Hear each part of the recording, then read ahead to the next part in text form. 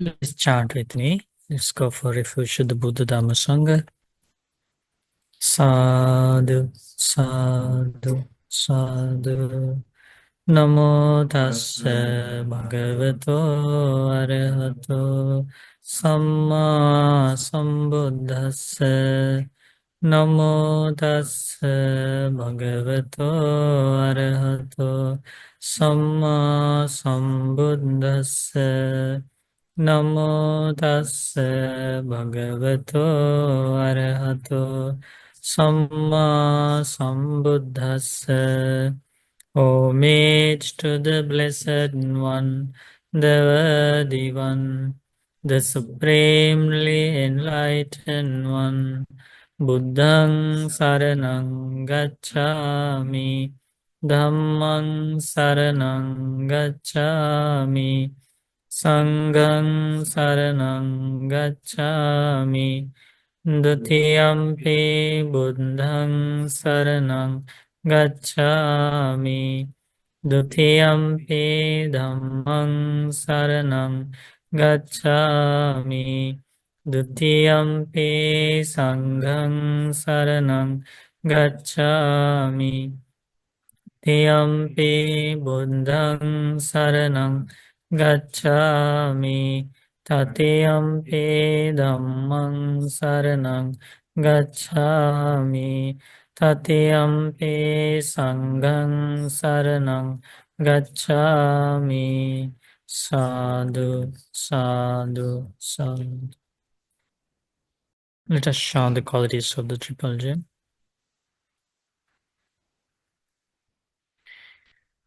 Such indeed is the Blessed One, Arahant Worthy One, supremely enlightened, endowed with knowledge and virtue, follower of the noble path, knower of worlds, the peerless trainer of persons, teacher of gods and humans, the enlightened teacher, the Blessed One.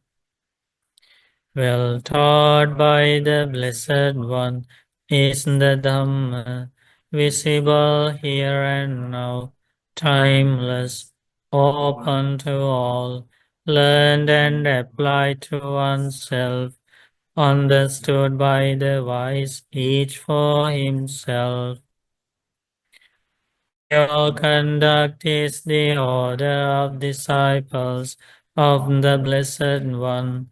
Of upright conduct is the order of disciples of the Blessed One. Of wise conduct is the order of disciples of the Blessed One. Of generous conduct is the order of disciples of the Blessed One. Those 4 pairs of persons, the 8 kinds of individuals, that is the order of disciples of the Blessed One. They are worthy of offerings, they are worthy of hospitality, they are worthy of gifts, they are worthy of reverential salutations, an incomparable field of merit for the world. Sadhu, sadhu. I pay homage to the Blessed One, Supremely Enlightened Buddha. Sadhu, sadhu. I pay homage to my teacher, Lokuswami Maharaj. Sadhu, sadhu. So, I hope you remember the sutta we learned last time. What was it about?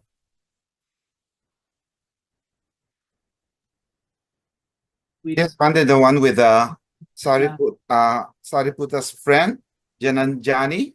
Yeah. That one, right? Yeah, so Bante, I remember. So it's well. So what did Sariputta Bhante try to help his friend? Yeah, because his friend seems to be, after after the first wife passed away. So the second wife, and then started forgetting or not keeping up with his precepts, and became livelihood becomes um, become not right livelihood. But towards the end, he realized in the deathbed, and so he was able to get back, and then eventually reborn in the Brahma world. How? How? Um, well, So Sariputta Bhante taught him 4 types of meditation. Thank you. Good. First one is metta. Sariputta Bhante asked him to practice metta meditation. Metta means loving kindness meditation. So this teaching was given to him while he was on his deathbed, right? The last moment, last stage of his life. And Sariputta Bhante asked him to practice another meditation, which is karuna. Karuna means compassion. compassion meditation. Third one, mudita. Mudita meditation, meaning Joy. appreciative joy. Appreciative joy meditation. And the fourth one, Upeka. upekha. Upekha meditation, Equanimity. equanimity meditation.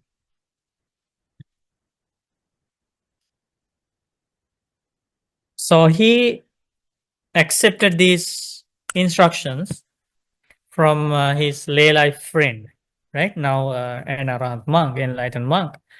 So he took them seriously, even though he was not able to um, give priority to the spiritual practice in the first part of his life. He was um, engaged in so many worldly things, like other ordinary people, always like um,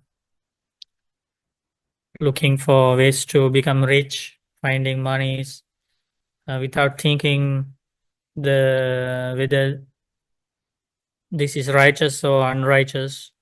So he was like thinking about his family, right? Supporting the family, friends, and also enjoying himself. So he was not able to keep precepts first, was not able to follow the precepts and meditation, but later he realized um, I should follow the spiritual path. Fortunately, he had this Kalyana Mitra, right? Sariputta Bhante.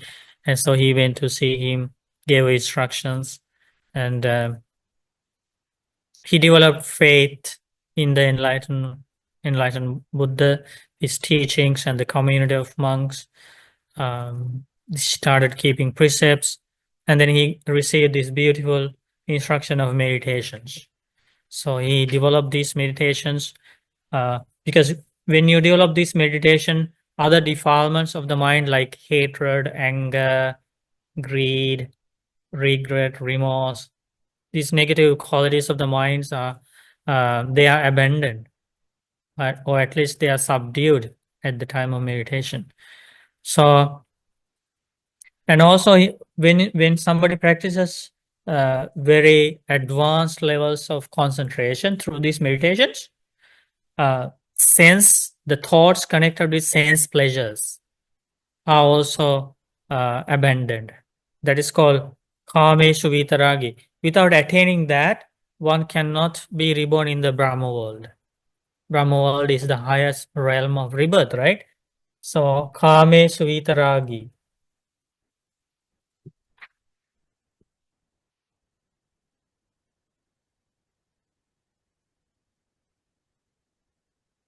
So how do you read it? Kameshu vitaragi. Kameshu vitaragi means he abandoned the sense desire. Okay. This is what happened to him.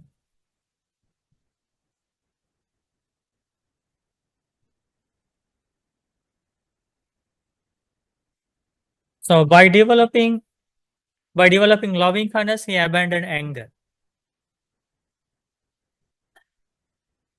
Or in this case, he subdued anger.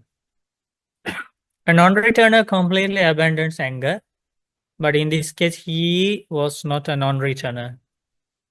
So he subdued anger. By practicing compassion, what did he do? He subdued cruelty. Harmful thoughts, harming others, these thoughts, cruel thoughts. He abandoned that. By practicing appreciative joy, what did he do? He abandoned jealousy. Appreciative joy. You do all of these thoughts of appreciating others' wealth, others' beauty, others' achievements, others' skills, others' knowledge. That's the meditation, mudita. By developing equanimity, he practiced he practiced this knowledge of that all beings are owners of their actions, owners of their own karma. So he developed that knowledge. And with that, he developed the concentration that helped him to abandon sense desire.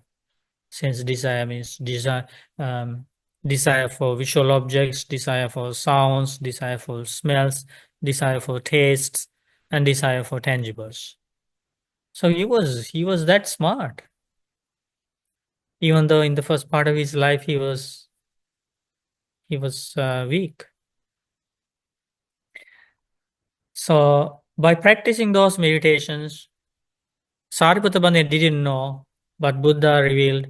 While Sariputta Bante was returning to the monastery, his friend passed away, and Buddha revealed. Now he is in the Brahma world. He took rebirth in the Brahma world, the highest realm of rebirth.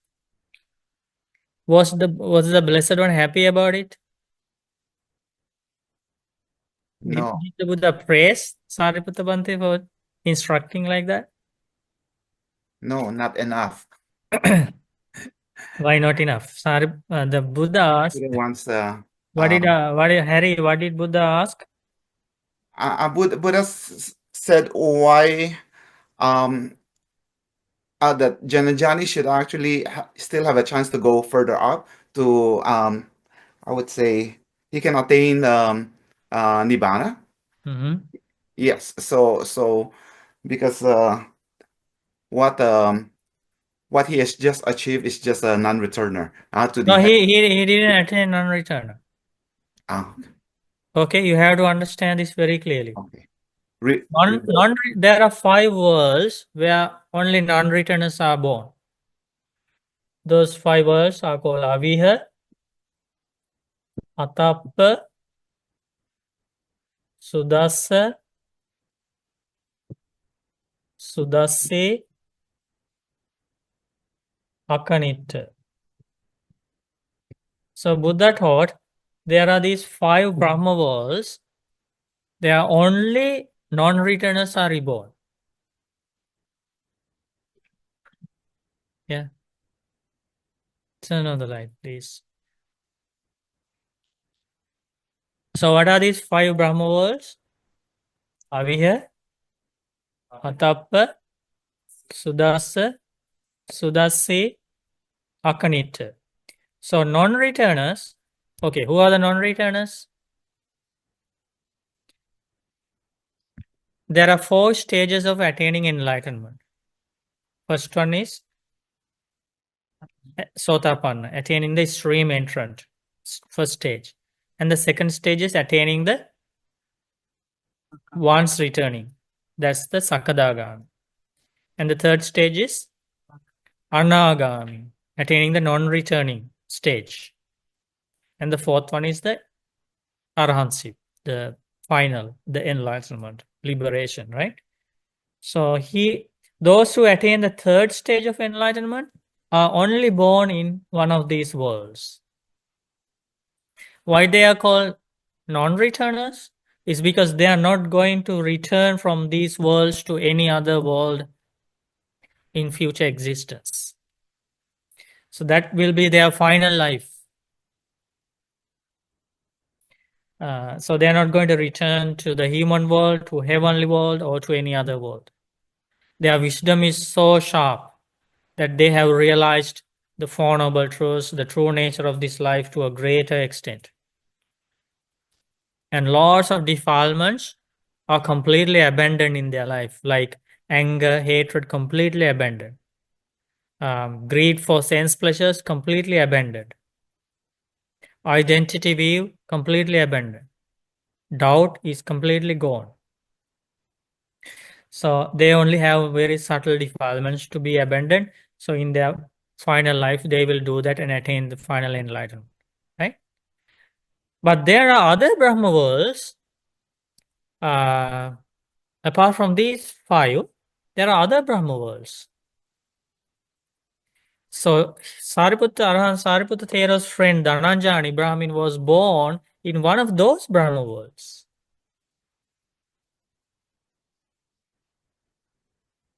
There is a list of names of those Brahma worlds in the Paṭhamagelaññasutta. Okay, Harry? So Dhananjani was not a non-returner, okay? But he still was reborn in the Brahma world, okay? I think it's the lowest of the Brahma worlds, am I right, Bante? At least it's the low. We don't know specifically which Brahma world, but he was reborn in one of the Brahma worlds. But not the 5, not the top 5. No, not those 5, not those Yes. 5, which Thank are you, exclusively for non-returners. Thank you, Bante. Okay.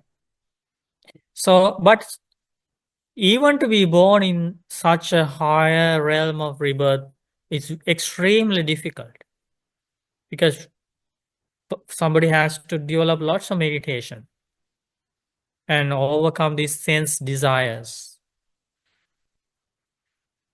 So he was able to achieve that kind of very higher stage, but still Buddha called it inferior realm compared to the stages of enlightenment.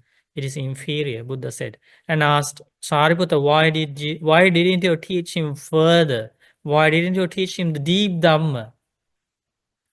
Right? So Buddha wanted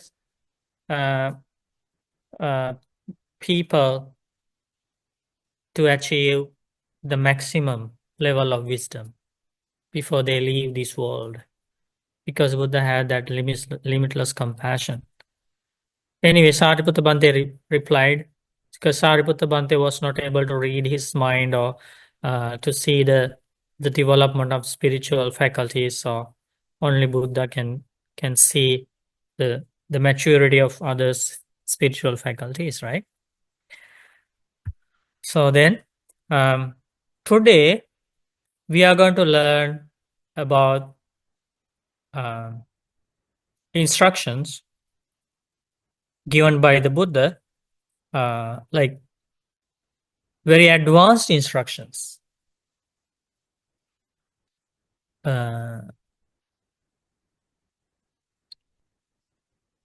Like Buddha wanted Sariputta Bhante to share these kind of instructions with his friend. And this is one example. Okay, so let's try to understand. So this discourse is from Samyutta Nikaya, Paṭhamagelaññasutta.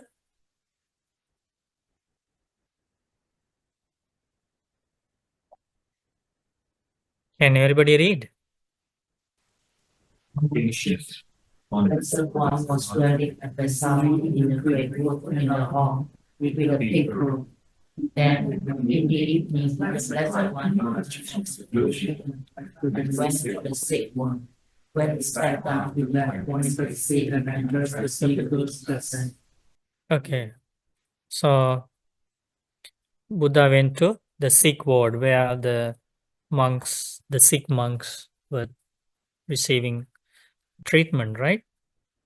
So then the Buddha, and there were other monks also following the Buddha. Buddha said, bhikkhus means monks.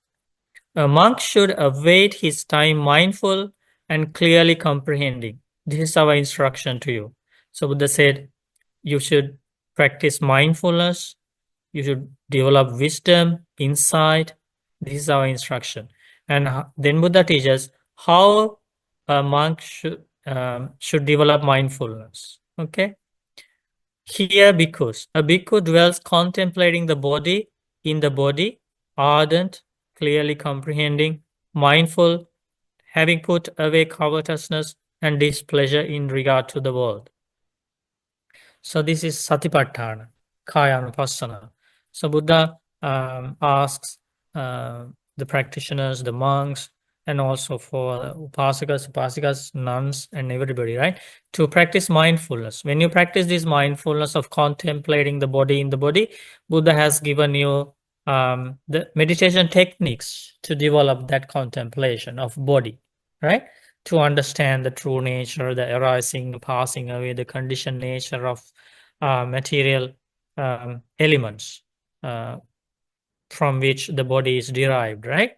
So, for example, breathing meditation is under this contemplation of body, right? Everybody practices breathing meditation, like many people in the world, it's famous meditation. It's coming from this contemplation of the body meditation. And also Asubha meditation, elements meditation, posture meditation.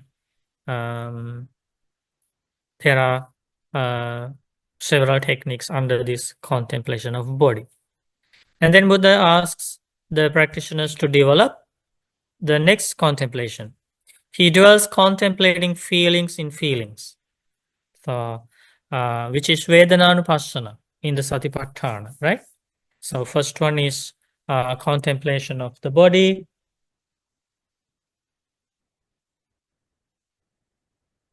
Kaya-anupassana. Which is the first one. Second one is contemplation of the feelings. You have some idea about how to do that contemplation we were practicing today under Vipassana meditation practice. So you develop wisdom to understand the true nature of feelings. And then the third contemplation is contemplating the mind in mind, which is Chitta-anupassana, right? Contemplation of mind. Then the fourth one is phenomena in phenomena. So which is Dhamma-anupassana, contemplating of the deep Dhamma. You can say deep Dhamma, such as 5 aggregates of clinging, sense bases, Four Noble Truths, 5 hindrances, okay, like that. So these are the 4 types of contemplations taught by the Buddha, and now Buddha again instructs, okay, everybody should practice these meditations, these techniques of mindfulness. Then it is in such a way that a bhikkhu is mindful. That's how you can be such a practitioner with mindfulness. Buddha talked about 2 things here. See here, you should practice mindfulness and clearly comprehending. This is sati, this is sampajañña. And then Buddha explains how to practice sampajañña or clear comprehension. This is also very beautiful. Here, bhikkhus. A bhikkhu is one who acts with clear comprehension when going forward and returning, when looking ahead and looking aside, when drawing in and extending the limbs, when wearing his robes and carrying his outer robe and bowl, when eating, drinking, chewing his food and tasting, when defecating and urinating, when walking, standing, sitting, falling asleep, waking up, speaking, and keeping silent. You practice clear comprehension. That means in our day-to-day activities, So even though this is specifically talking about the activities of a monk, even with the lay practitioner living in the lay life, right? It's about using mindfulness and insight into all the day-to-day activities. So you focus on your day-to-day activities because of your mindfulness, focusing on that. Your mind is not wandering on negative thoughts. Like when you are mindful on, let's say, eating, right? So you practice your mindfulness, you focus on eating. At that time, if anger arises, if greed arises, then you are aware of it. That's the purpose. So then this practice allows you to, gives you the opportunity to abandon those negative thoughts while your day-to-day life. It is very important. Okay? Yeah. Yeah. You know, people drive with angry thoughts. So that's the opposite of this. That's the opposite. If you practice clear comprehension while driving, that means you don't keep angry thoughts. You focus on driving. I'm not being mindful. I'm like, I'm watching ahead, I'm watching to the side. And he's just like with his big truck. So you get angry. No, I just went slow and I made my turn slow. So you try to practice this mindfulness. If people don't know, it's hard. If people don't know this, they just get angry or yell at others, get mad, right? Yeah. But this teaches us how, like, you can be a really good meditator here, sitting here, right? And people will praise you. Oh, he's a very good meditator, very calm, very peaceful. But when you go out in the society, you can be a completely different person. But this teaches us, no, that's not the way. If you need to achieve the true results of this path, your entire life should be purified, not only during meditation, while eating, sitting, sleeping, talking, going forward, returning, looking aside, right? So every action of your life should be monitored, should be done with mindfulness and awareness. Isn't that the lesson? So that will be very helpful for the advanced meditation practice. So Buddha wanted us to live like that. Okay. A bhikkhu should await his time mindful and clearly comprehending. This is our instruction to you. So that's the introduction of this teaching. Then Buddha teaches. Okay, now this is especially to somebody who is having great physical pain. Remember, Buddha is visiting the sick monks, right? So because this is very important, because all of us will go through this time, this experience. We get sick, right? And we will feel physical pain, and some people think it will be impossible for such a person who is in great pain to focus on this Dhamma, to practice this Dhamma like that. But this is a very good example that even in such a difficult time, you can still reflect on the deep Dhamma. Okay, so Buddha teaches, bhikkhus, while a bhikkhu dwells thus, mindful and clearly comprehending, diligent, ardent, and resolute. Okay, now you live practicing this mindfulness, the sampajañña in your day-to-day life, at workplace, at school, in the classroom, at home, everywhere. You try to control your mind, you try to concentrate your mind. You make an honest effort to remove negative, unwholesome qualities from your mind. Then you get a chance to develop your mind further. How? If there arises in him a pleasant feeling, he understands thus. Now, this is the insight of the feelings. This is one technique of vipassana, how to contemplate on the feelings in order to understand the true nature of this life. Okay, so when somebody lives like this, a life with mindfulness and clear comprehension, this is the result. Feelings arise in our life.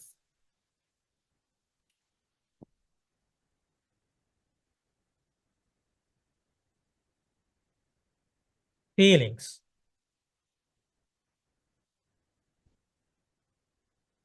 Because we don't understand the true nature of feelings, the next thing happens. As soon as feelings arise, the next thing happens. What is that? With the arising of feeling, craving arises.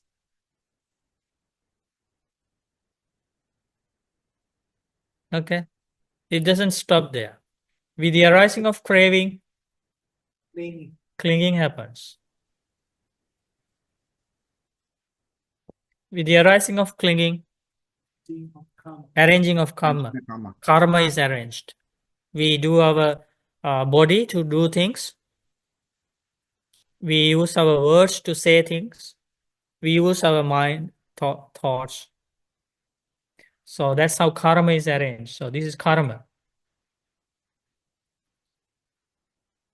Okay, sometimes good karma, sometimes bad karma.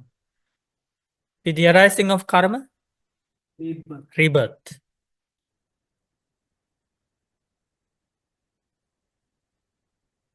That is how we were born in this life. That's how we came to this life. In all of our past lives, this is what happened. Doesn't matter. It doesn't have to, one doesn't have to be always a human being to go through this process. Yeah, vimoksha. Nirvana. How he did was, he realized the true nature of feelings. With that realization, this didn't happen. Because this didn't happen, this didn't happen. Because this didn't happen, this didn't happen. Because this didn't happen, this didn't happen. That's the end of rebirth. Buddha attained final extinguishing. So, yeah. Feelings arise from contact.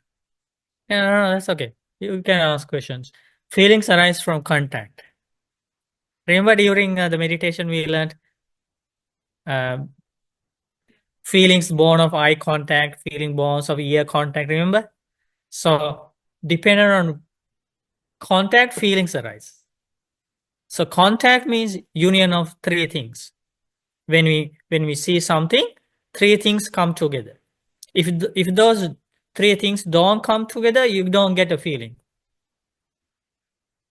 What are those three things? When we see something, is the union of eye, visual object, and consciousness. There should be an awake mind. That's the consciousness. And there should be a visual object.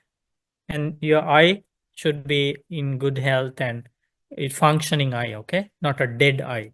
So that's the meaning. So three things come together. As soon as those three things are there, you experience a feeling.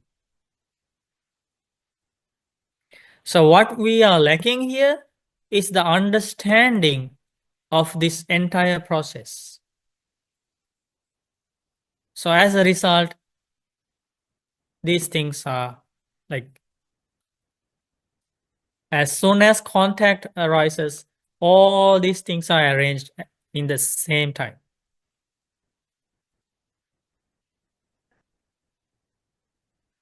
Three types, yeah. All the three feelings are included here. So recently, we went to a mall to buy something with a layperson, and then one lady, she saw us and she recognized us. So she said, "You are Buddhist monks." So she had lots of questions, uh, and she asked about this, like, what is, and she has read about Siddhartha, Prince Siddhartha, about the Buddha. He said, "Oh, the Buddha was from a royal family, and he was uh, to become the king next, but he renounced everything. His father didn't want him to renounce the palace, but he didn't know that first, and then so he knew about this story. And then she asked, um, "Don't you pray? How do you pray?" And then I told her, we don't pray because if you pray to somebody, then there should be somebody, and that person should give you something, right? That's the purpose of prayers. Like you ask something, right? So then I said, we don't pray. So then she asked why. I said, because Buddha is not there to give us anything. Buddha attained final extinguishing. And she asked, so Buddha is nowhere? And I said, yes, you cannot find Buddha because Buddha attained final enlightenment. That means he ended rebirth. And then she asked, so where did he go? I said, we all in this cycle of rebirth. We are born again and again. We go from life to life. And Buddha realized that's not a permanent solution for problems in life. As long as we journey through this, we have to go through all these problems. The permanent solution is to end the cycle of rebirth. And I said, Buddha did that. So Buddha stopped the cycle. So where did Buddha go? She asked. Then I told her, okay, I ask you a question. If you answer this, let's see. I can answer. I asked, there is a lamp with oil and wick, and there's a flame. And you keep adding oil and wick, and the flame will exist. You think it's like a permanent flame, but it's not permanent. It's because the supporting factors are there. I asked her, what happens if you stop adding wicks and oil? What happens to the flame? It extinguishes. It's gone. You say it's gone. The flame is gone. And then I asked, where did the flame go? To the south? To the north? To the east? To the west? This is a simile from the discourses, okay? Buddha taught this to one person. So okay, you answer me. Where did the flame go?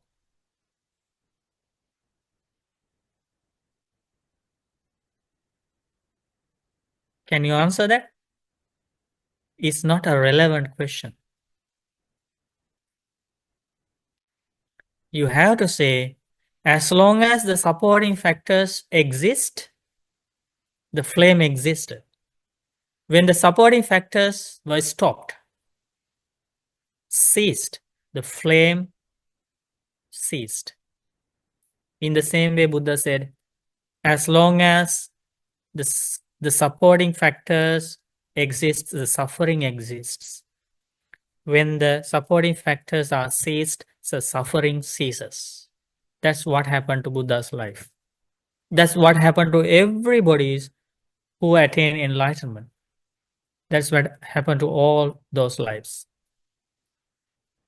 Suffering existed as long as the supporting condition existed, and the suffering ceases when the supporting conditions are ceased.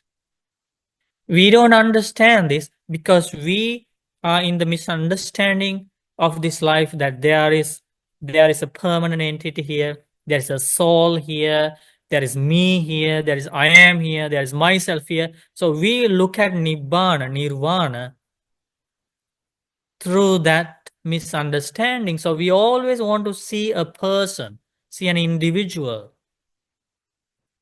But Buddha teaches that is the same cause of suffering. But when we understand there is only a process, causes and conditions, that is the way to achieve end of suffering. We have to come out of this illusion.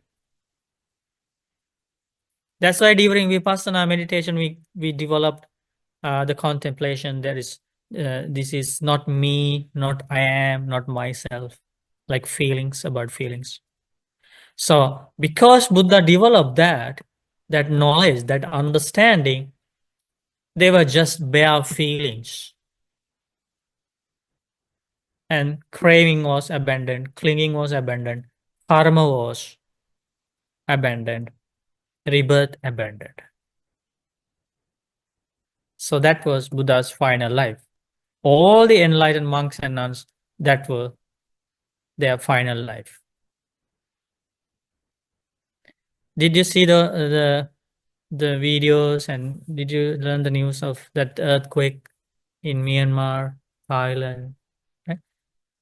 See what happens. See how fragile these material things are.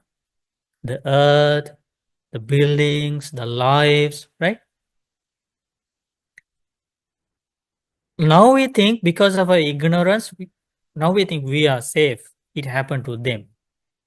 But Buddha teaches it is one of our lives. That is how we lived through.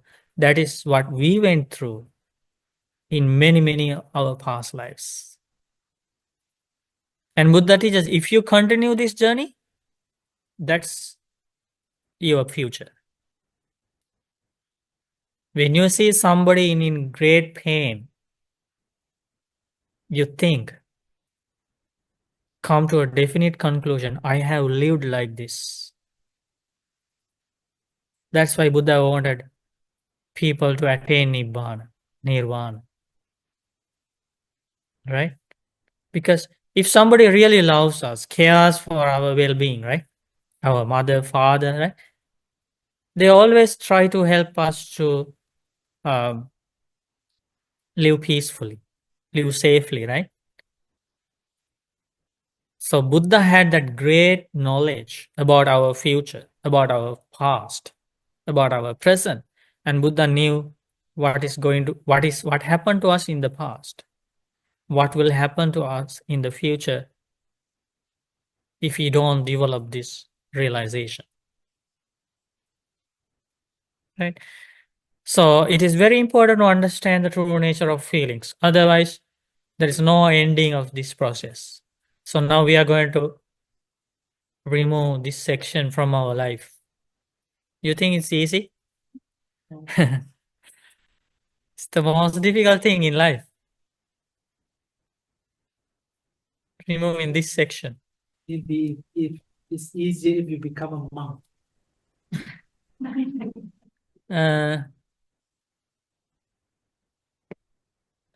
There's some truth, but also it's not easy even for monks and nuns in some ways, because it's the same path. If monks and nuns also if they don't follow, they are not going to achieve it. If somebody is a lay person, but if they follow, they are going to achieve it. As lay persons, if they don't follow, they are not going to achieve. So it's not just about becoming a monk or a nun. It's about following the path. So Buddha teaches, when you develop this mindfulness and clear comprehension in your life, then your mindfulness is so sharp that when a pleasant feeling arises, you understand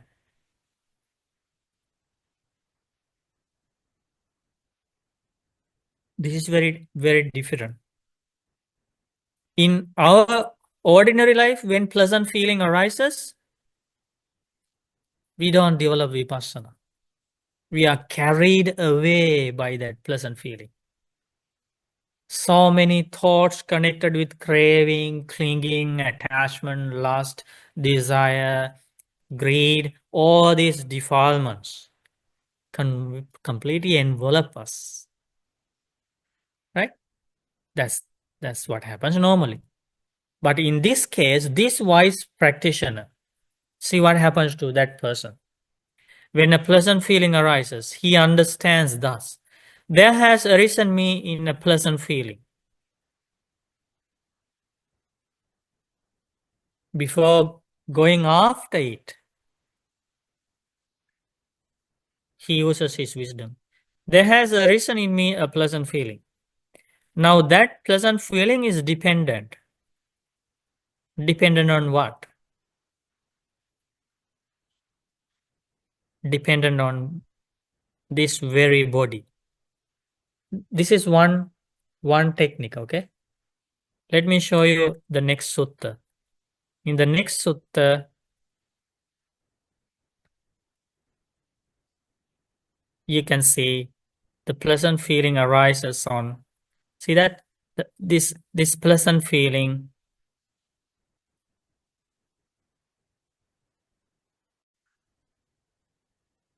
Okay, there has arisen in me a pleasant feeling. Now that is dependent, not independent. Dependent on what? Dependent on just this contact. That's the second technique. Okay. We already talked about contact. Remember? Union of three things: eye contact, ear contact, nose contact.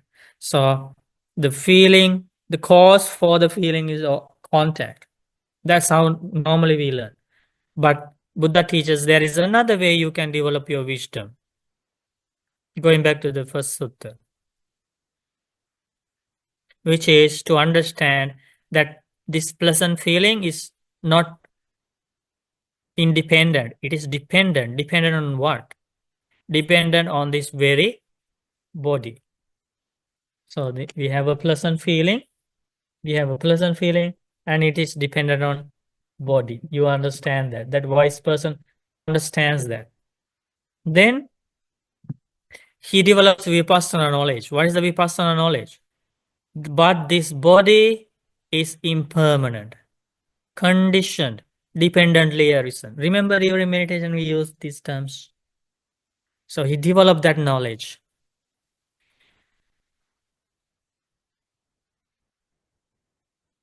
Now he can understand. So when the pleasant feeling has arisen in dependence on a body that is impermanent, conditioned, dependently arisen. At this point, the practitioner has already understood the true nature of the body through the contemplation of body meditation.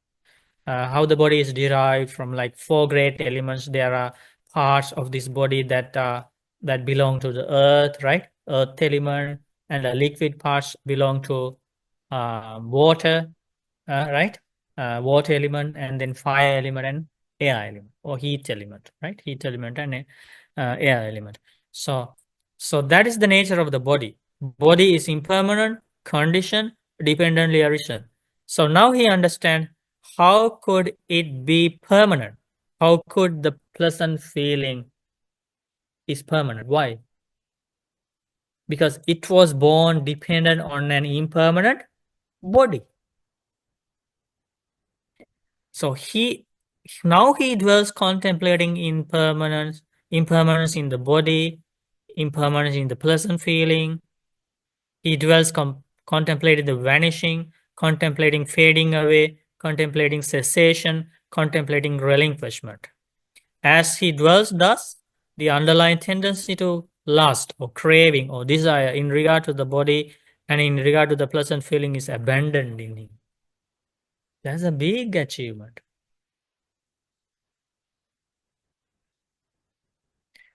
This is the insight that should be developed with regard to the pleasant feelings in life. This whole section is about vipassana. Vipassana in regard to pleasant feeling.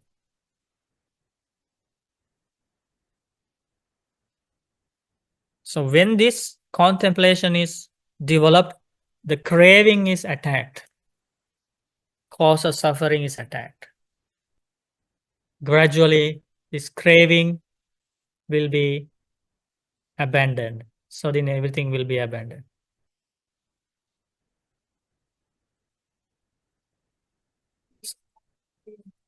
Huh? Yes, that one craving. Who? Yeah, I start with ignorance, craving. Nothing to start, is already there. I think cement got stuck. Stop. Got stuck. Oh, I heard start. Yeah, we get stuck here, and because we don't do this contemplation, because our mindfulness is not sharp enough to stay calm when a pleasant feeling arises, to stay calm and do this contemplation. Our mindfulness is not sharp enough. But we train, right, gradually to do that. So then Buddha teaches in the same way when a painful feeling arises. Now, especially for a sick person, this this second part is very important, because that person is going through lots of pain, right? So Buddha teaches because while a bhikkhu dwells thus mindful and clearly comprehended, diligent, ardent, and resolute, if there arises in him a painful feeling, he understands thus: there has arisen in me a painful feeling. Now that is dependent, not independent. Dependent on what? Dependent on just this body. But this body is impermanent, conditioned, dependently arisen. So when the painful feeling has arisen in dependence on a body that is impermanent, conditioned, and dependently arisen, how could it be permanent? If we don't do this contemplation when we are in great pain, it gives us it increases pain, because we are stuck in the notion of self.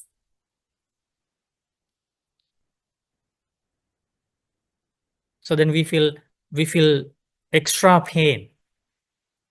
But this understanding, this insight, this knowledge helps people to experience relief in this very life.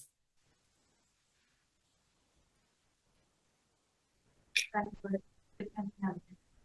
So, Dependent means the cause and effect. Yeah, it's talking about cause and effect. The translation is dependent by. So this feeling is dependent on body in this sutta, in this according to this explanation, in this body. So that means it helps you to understand that you are not the creator of feeling. Normally we think, I am feeling, I am the owner of this feeling. We have that notion of self. So the only way to overcome that notion of self is to understand there are causes for things to arise. When you think always there are causes for things to arise, that notion of self is abandoned. If there is a self, then you can control. You should have the control. So do you have the control over feelings? If we have control over feelings, then we only keep happy, pleasant feelings, because we have the control. Then we are not sad, we don't get upset, we are not worried for anything, because we are the owner of feelings. We have all the power, we can command. Only pleasant feelings should arise in me. We have that notion inside. That is why when pleasant feeling changes, we cry. We ask, why? What happened? I was so happy before. Why this thing happened? Because of that notion. But the day you understand feelings are not under your control, feelings are dependently arisen, there is a cause for feelings, that is the day we are going to stop crying when happy feelings change. We understand based on happy contacts, feelings arise. Happy feelings arise based on painful contacts. Painful feelings arise based on neutral contacts. Neutral feelings arise. So now you understand there are lots of misunderstandings in our life. That is why we suffer. And then Buddha teaches us how to get out of these misunderstandings. Okay? Need lots of wisdom, right? Lots of wisdom. So this is what happens. So feeling is dependent on body. That means body is the reason for this feeling. Now that sick person thinks, okay, I have this great pain now in my body. So I should not take this painful feeling as mine, as I am, as myself, because this painful feeling has arisen dependent on a conditioned, impermanent body. So then you develop the contemplation. This body is impermanent, subject to change, not mine, not I am, not myself. So the feeling dependent on this body is also impermanent, condition, subject to change, not mine, not I am, not myself. Do you think many sick people do this? Many people don't know. So the only thing they can think of is about the great pain. But this is a powerful contemplation. So he dwells contemplating impermanence in the body and in painful feeling. This he doing vipassana about painful feeling. He dwells contemplating vanishing, fading away, cessation, relinquishment. As he dwells thus, the underlying tendency to aversion in regard to the body and in regard to the painful feeling is abandoned by him. Okay. Not only when we are sick, but every time in our life when a painful feeling arises, this contemplation should be done, at least at some point.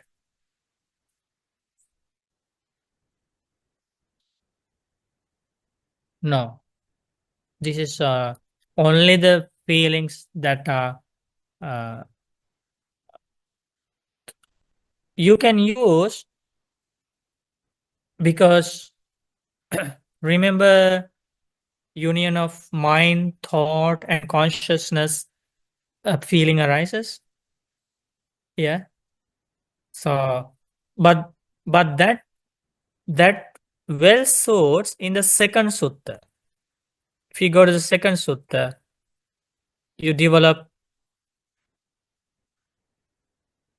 that understanding.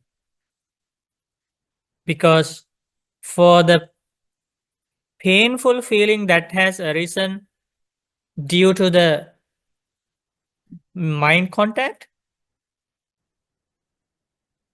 you can use it. This painful feeling is dependent, not independent. Dependent on what? Dependent on mind contact. See here? Contact.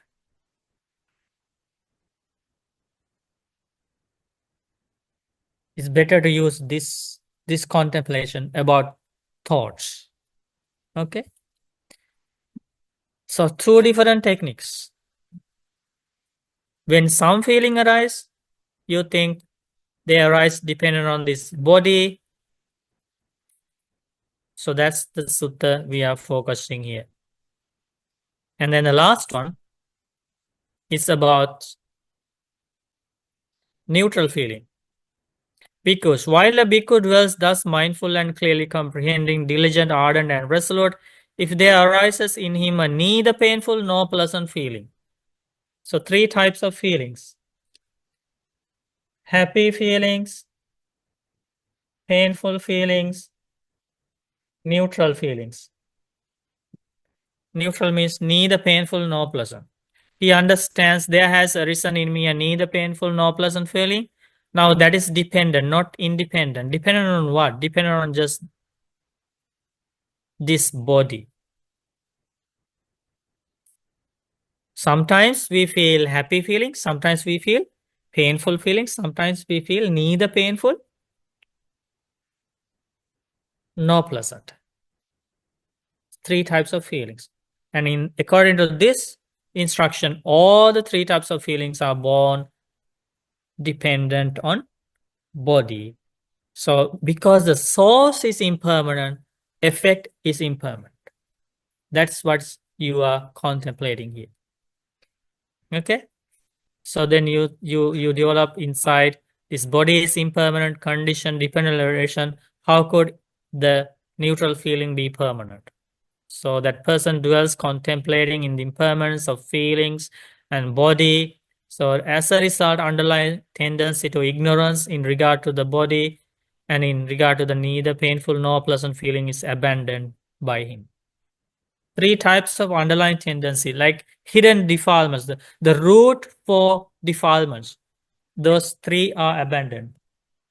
What are those 3 roots of defilements? Raga-anusaya, underlying tendency to desire, right? That's raga-anusaya. Second one is paṭiggaha-anusaya, underlying tendency to hatred. And the third one, underlying tendency to ignorance or delusion. Let's say delusion.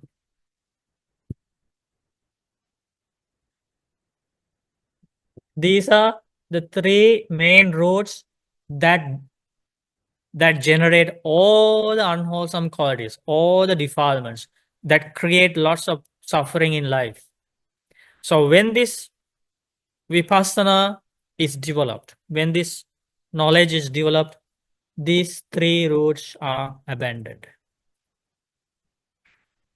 Because these 3 roots are not abandoned now in our life, that is why when we feel something happy, all the defilements connected with desire are aroused. When we go through some pain, when we are sad, when we feel something sad, go through painful feeling, that's why all the defilements connected with hatred come into effect.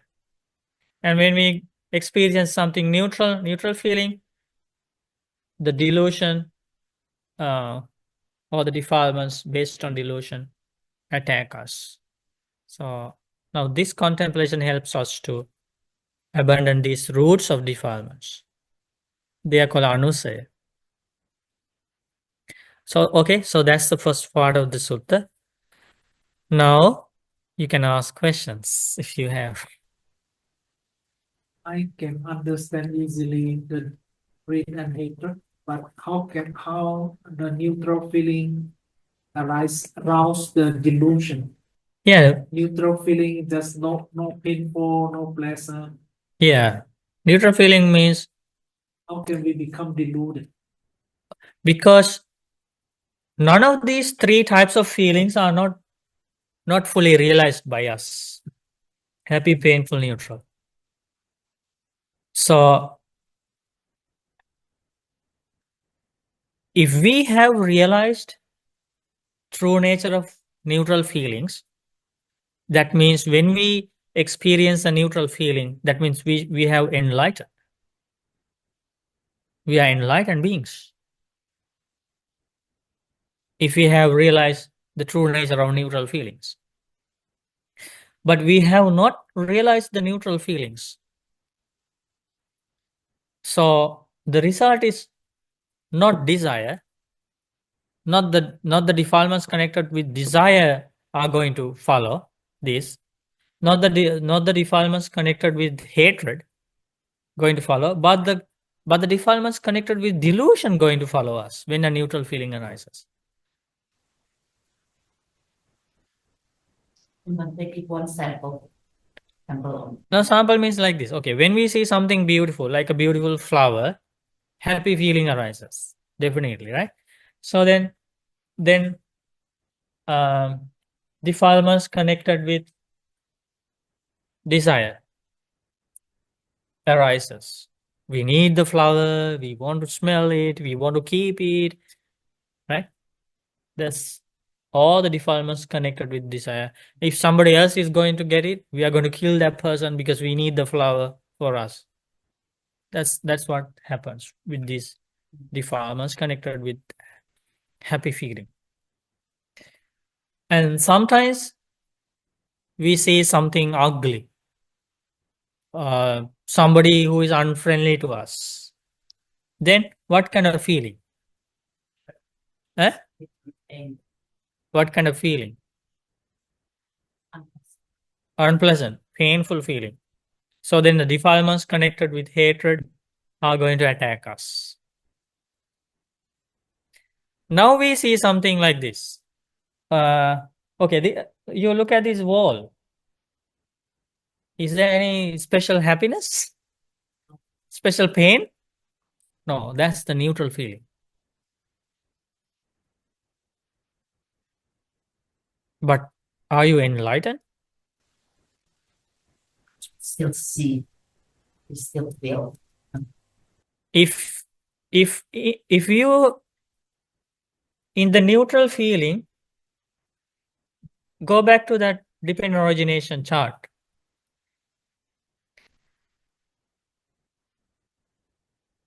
If neutral feeling has been fully realized and abandoned the underlying tendency to delusion, then after neutral feeling there should not be craving. But Buddha is even in the neutral feeling there is craving. Now, when you look at the wall, contact happens, feeling arises, neutral feeling. You think there is no craving there? There is craving because this process still valid. Why? Because there is delusion on top. So that delusion is mixed with pleasant feeling, neutral feeling, the mixed with, I mean, not with the feeling, but with this experience. There is delusion, ignorance from the starting point, from the beginning of seeing. So it doesn't matter, it is a painful feeling, happy feeling, neutral feeling, craving is the result. So I have, but sometimes I feel often fancy. I feel bad things.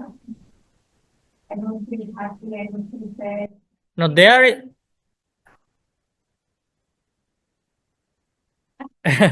so there is a neutral feeling that is good one, but not in our like ordinary, connected with ordinary senses, but in deep meditation. In deep meditation, people experience equanimity, but that is a different one. We are talking here about what happens in our day-to-day life.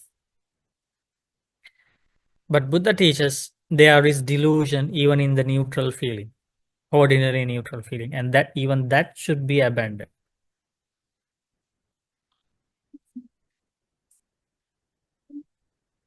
No, that happens in the painful feeling, unpleasant feeling. Neutral feeling is like, this is a good example. When you look at something, when you hear something, when you smell something, when you taste something, when you touch something, when you think something, if it is not painful, not happy, that's a neutral feeling. Always, if there is a contact, one of these three feelings arise. Always. How can you well, I understand you, but I feel sometimes same thing. I feel that. But still craving arises. When you are enlightened, when you attain enlightenment, that is when the true equanimity feeling arises. There is no craving, no ignorance in that equanimity. But now, we all have to follow the path, Noble Eightfold Path. Okay, somebody has, yes? It's not an easy thing, but it's a gradual process. For example, let's go back to this pleasant feeling here. So if we don't apply this wisdom when a happy feeling arises, definitely the next stage is craving and clinging. But if you apply this contemplation when next time when happy feelings, pleasant feeling arises, that allows you to work on your craving and clinging without being a slave of your craving and clinging. So when this contemplation is gradually practiced day by day, then this wisdom you put into this happy feeling when it arises, your craving is going to be weakened. As a result, the clinging is going to be also affected by your wisdom. So it's a gradual process. Otherwise, we cannot just jump into clinging and stop it. It has to go all the way from the beginning of the process. Okay. Gradual. Yeah, it's a gradual training. But this is very, very powerful. So when this contemplation is applied, when the feeling arises, definitely craving, clinging, karma, and everything is going to be affected. For example, let's say if we don't do this contemplation or any mindfulness, when a happy feeling arises, then people think, okay, I want to experience it. And that person is burned by lots of desires, and that person decides to kill somebody, right? Because of a happy feeling, because of the craving for a happy feeling, and that killing means karma. Feeling led to craving, craving led to clinging, clinging led to karma, and that is enough for that person to be reborn in hell after death. Can you see how the ignorance of a pleasant feeling took that person to a painful rebirth? That is how this entire world is governed by lack of knowledge of feelings. End up making lots of bad karma.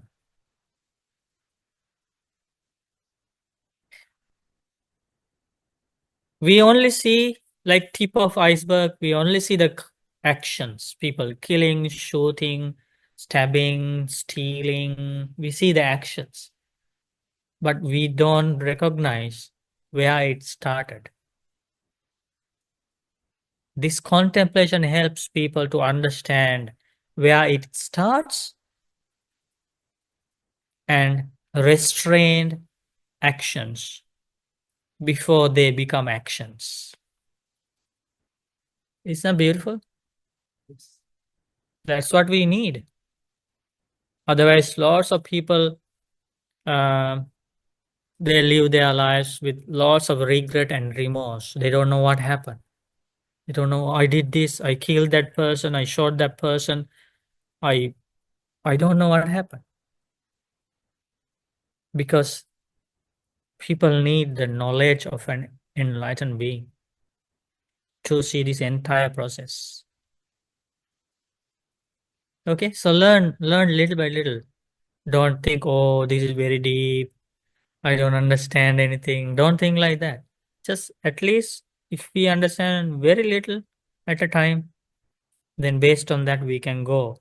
Because now we understand, even though we don't understand it now, we can at least see, we can at least think that this makes sense. There's nothing hidden here. There are no like artificial things here. It's about our own life, our feelings. At least we can think this makes sense. So let me follow the path to understand it. That's what we need now. We don't get the understanding in the beginning. We just need the confidence that this is the path I should follow. Okay?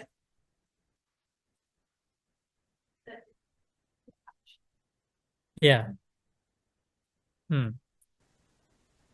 But you also said you have to figure out the cause. Root cause. Yeah. For example, or teenagers are kind of lashing out, acting very badly. It's definitely coming from a root, some kind. Root defilement. So we need to cure the defilement.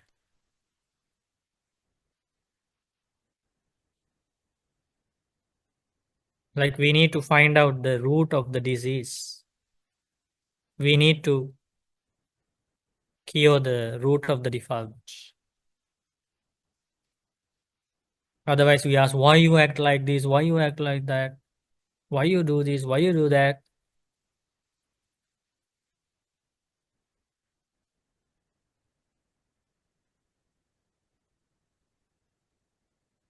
Any other questions?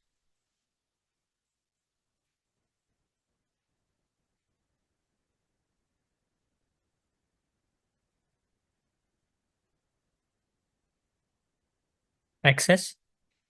Yeah. Yeah, if you go to suttacentral.net, if you want to write it down, this is the website, which is suttacentral.net. You download.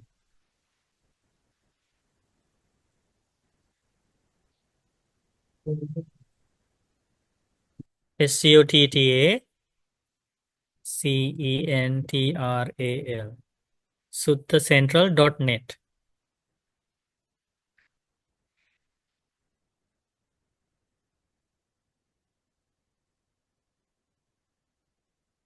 Okay, you go, and the number, this is the number.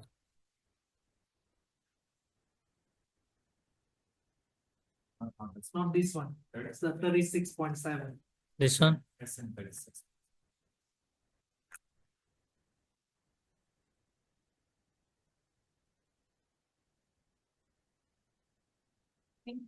Yeah. They just had slash listen listen. Yeah, see here, suttacentral.net slash SN 36.7. Yeah, then you go to the sutta. You can read more. Anybody in online class, you can just unmute yourself and ask if you have any questions.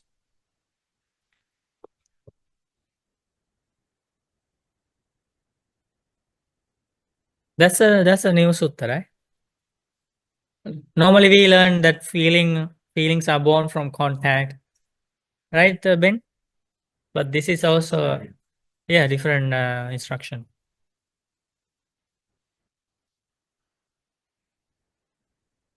Bante, can I ask a question? Yes, please. My question is basically in life, in every waking minute that we encounter the six senses, we have to reflect on it wisely using this Paṭhamagelaññasutta and see. And then when that connects with the three things you were explaining about and the feelings arise, we have to use wise reflection right at that point and see the impermanence. Is that a fair understanding? Or am I missing? That's what Buddha wanted us to do, yes. Okay, thank you.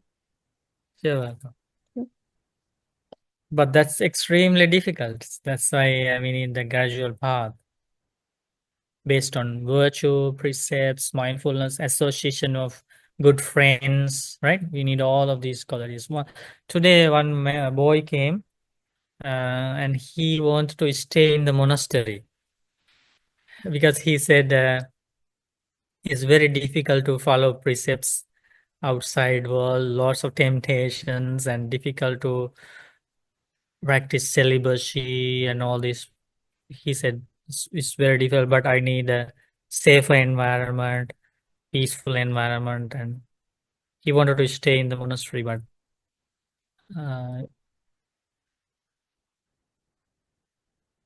but uh, I gave him instructions what to do. So it's not easy to come suddenly and stay in the monastery because you have to um, you have to go through a specific training first, and then so I gave him instructions how to follow precepts, even living in the at home, ordinary world. But what I understood was it's very difficult as lay people, even as lay people, like living the home life with lots of worldly things, lots of things happening in the life. It's difficult to follow precepts, right? Difficult to follow precepts, difficult to meditate, lots of things going on, right? But compared to that, you can say monk life is there are lots of opportunities, but still both parties, monks, nuns, monastics, and lay people, we all have to work towards the goal. Not easy, right, Yenny? Eh? Not easy.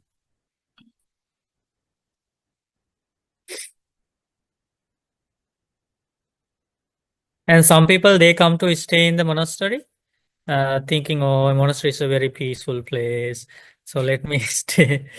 And they stay just 1 day, 2 day, and then they feel very bored.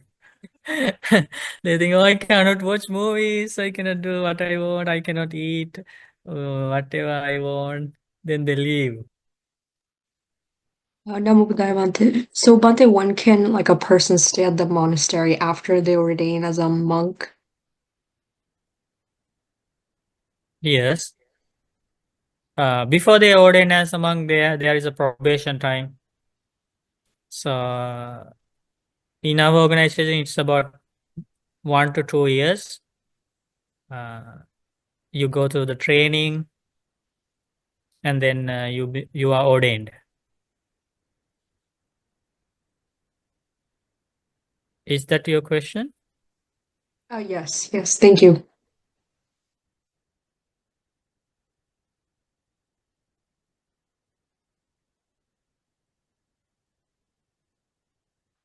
But this is the only chance for all of us. We have this precious human life. We have this like beautiful mind that can be developed. We have the access for these amazing teachings about the truth of life, right? It's not about blind faith. It's not about these invisible things. It's about our own life, about what we experience. And the roots of suffering are here. Solution is here. We don't need to go to somebody to ask the salvation or liberation. So this is a very rare opportunity. If we use this opportunity in the right way, we are going to be the most fortunate human beings on earth.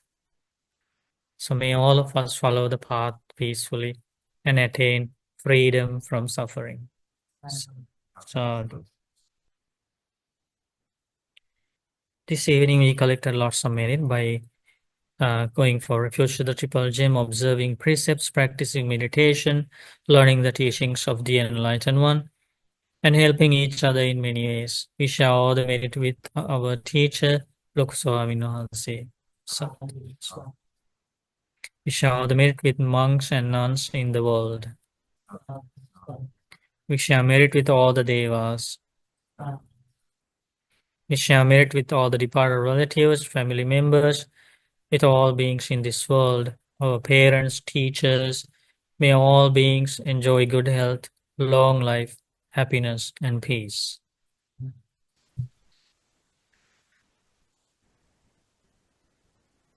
Thank you for teaching us the deep Dharma. Maybe ask for share merit and ask for forgiveness. Okay. Okasa Sukhi hontu. Maya kata punya Sabina Anumodita Sadhu anmodami. Sabina kata punya Maya kata Sadhu anmodate. Sadhu Sadhu Anumodami Okasa Guatan Kata Sabah Sam Kamata Mehan Kamami kamita.